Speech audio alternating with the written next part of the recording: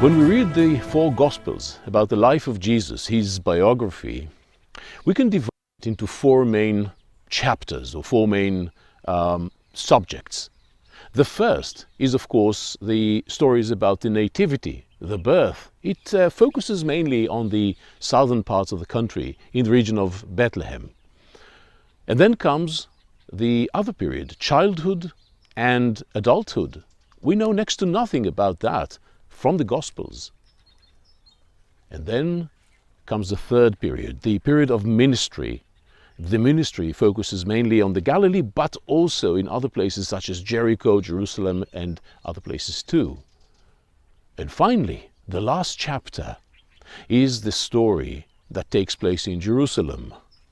It's a story about the last week in the life of Jesus, his visit to Jerusalem, his preaching in the temple, sleeping at night on the Mount of Olives, and then his trial, the crucifixion, the burial, the resurrection, and it all culminates in the ascension to heaven on the Mount of Olives.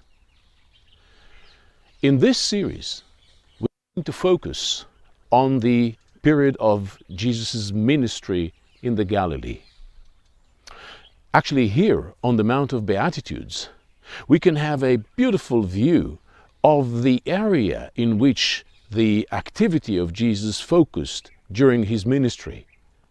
Starting at Magdala, on the western side of the Kinneret, or the Sea of Galilee, and ending at Kursi, on the eastern side, the pagan side, the unclean side of the country, where pagans live. This is the site of the ministry. This is the territory. Here and there we go out of this area, for instance to Banyas, but it mainly focuses around this area. Unfortunately, you can't be here with me at the moment. So allow me to invite you to join me on a virtual tour in the footsteps of Jesus in the Galilee region during his ministry. Now, I'm going to take you on a trip to some of the main sites in the history of Christianity. We're going to explore them from different perspectives: the theological perspective, the historical, archaeological, and also sociological aspect. We'll learn about the different peoples who lived here, about the archaeology of these sites, and we will ask some questions, such as, are these sites that are venerated today by some Christians in this vicinity, are they authentic? Can we prove that they belong to they actually reflect the story of the time of Jesus? Maybe in some cases we can. In other cases, maybe it's questionable. It is a detective story, and eventually we will have all these pieces of the puzzle put together to reflect the stories of the Bible. So without further ado, let's go on a trip in the footsteps of Jesus in the Galilee.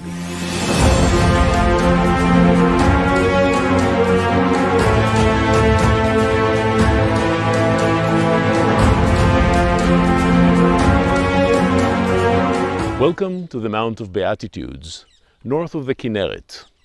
This is the traditional site of the Mount of Beatitudes, where the Sermon on the Mount took place. Let me read to you some of the verses. It begins with Jesus, who's in the vicinity of Capernaum, which isn't far away. And then it says in Matthew chapter 5, "Now, when he saw the crowd, he went up on the mountainside and sat down. His disciples came to him, and he began to teach them, saying, 'Blessed are the poor in spirit, for theirs is the kingdom of heaven. Blessed are those who mourn, for they will be comforted. Blessed are the meek, for they will inherit the earth. Blessed are those who hunger and thirst for righteousness, for they will be filled. Blessed are the merciful, for they will be shown mercy. Blessed are the pure in heart, for they will see God. Blessed are the peacemakers, for they will be called sons of God. Blessed are those who are persecuted because of righteousness, for theirs is the kingdom of heaven. This story, the Sermon on the Mount, appears in two versions. One that I just read, it's just the beginning, it's a long sermon.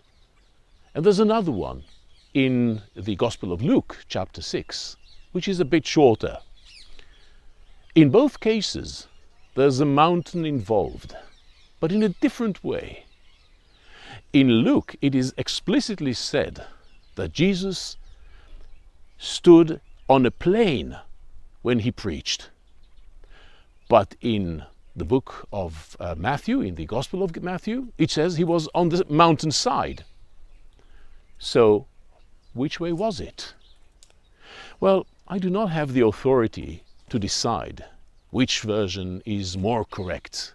Maybe both are correct in some way. But I can tell you that the feature here that appears in both cases is the mountain. It is clear from the story in Luke that Jesus spent the night on the mountain praying, and then he goes down, he sees the people, he sees the crowd, and he begins to preach. In the Gospel of Matthew, it's on the mountainside. He goes up to begin the sermon. Now, the mountain here plays a major role, of course.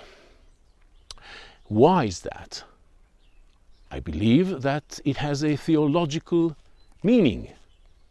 Because when we read the Sermon on the Mount, we see different issues addressed by Jesus. He speaks about salt and light, about murder, the fulfillment of the law, oaths, adultery, divorce, an eye for an eye, giving to the needy, fasting, prayer, and so on and so forth. Basically, it is, in a way, a second giving of the Torah. The Torah was given to the people of Israel on Mount Sinai. And here, in connection to a mountain, whether on the mountain or next to the mountain, Jesus is the second lawgiver. It seems to be that this is the main issue, regardless of the precise location of the event. Looking around us, we are next to Capernaum. We said that already. Capernaum is down below. In the story, it says that once Jesus finished preaching, he went to Capernaum. So the site should be located not too far from Capernaum. It should be a mountain. Well, we don't have really mountains here. We have hills. So, is there a hill here? Yes, of course. We are standing on one. Is this the true place? Maybe this one? Maybe the next hill? Probably not too far. However, having said that, there's another location suggested already in the 17th century. And some Christian denominations follow that identification even today. And this is the site of the Horns of Chittim, located above Tiberias. Now, that is a site venerated by some Christians, but others, of course, would come and venerate here. What do we have here? Let's take a look at it. One last word about the language. When we read the 8 verses, blessed and so on, 8 times, the English translation is blessed, but what was the original? Well, obviously, if you look at the Latin New Testament, it would be Beatus est, which is blessed. But Jesus did not speak Latin, probably. He was speaking to common people, to Jews. They spoke perhaps Aramaic, or even more probably Hebrew. So what would be the Hebrew origin of the blessed are? Some scholars speculate that the origin would be Ashrei. Now, Ashrei is a tricky word in Hebrew. Literally, it has to do with happiness, osher, but not in the mundane sense, of course. It is the spiritual happiness of someone who's chosen by God. So yes, blessed is a good translation, and the origin may have been Ashrei. Ashrei, wait a second, it's in the Bible. We find it in the book of Psalms many times. We find it in the scriptures of Qumran. Jews use this term. It's a common phrase. So that really shows us the Sitz im Leben, as they say in German, the surrounding, the culture from which Jesus came. He is a Jew. He is part of the Jewish culture, and when he expresses himself the way Jews expressed themselves in those days. And that goes well with the idea that the Sermon on the Mount is part of a second giving of the Jewish Torah. So here we are at the top of the Mount of Beatitudes. And if you look behind me, you can see a beautiful Catholic church. The site was purchased by the Franciscan Catholic Order in the end of the 19th century. And in 1938, after it was transferred to the possession of the National Italian Association, the site became the site of a church built by Antonio Barluzzi, one of the famous architects of the Italians in the Holy Land. He built so many churches in the land of Israel in those days. So in 1938 he builds this church, and if you look carefully you can see the shape of the church is quite odd. It is not a rectangular one, neither it is round. It is actually an octagonal church. It has 8 sides. Now this fact is quite interesting, as in the Byzantine era 8-sided churches were built in places where one would like to commemorate the remains of a saint, or perhaps the place where an interesting or important Christian story took place.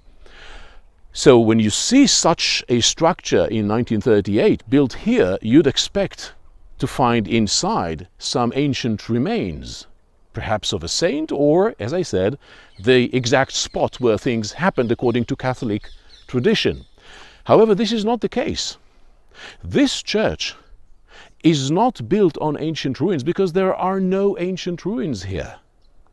The only ancient ruin is on the slopes of this mountain, and it is a ruin of a 4th century Byzantine period church, probably commemorating the same story. Here there's nothing. So why does it have an octagonal plan? The reason is quite simple. Remember the story of the Sermon on the Mount. 8 times Jesus says, "Blessed are." To reflect that in architecture, Barluzzi decided to choose the traditional octagonal plan and build this church according to that plan. So it's a traditional plan, but here it has a different meaning. There's lots more to say about the Mount of Beatitudes, its symbolism and much more. But this will suffice for now. Let me take you now to our next site.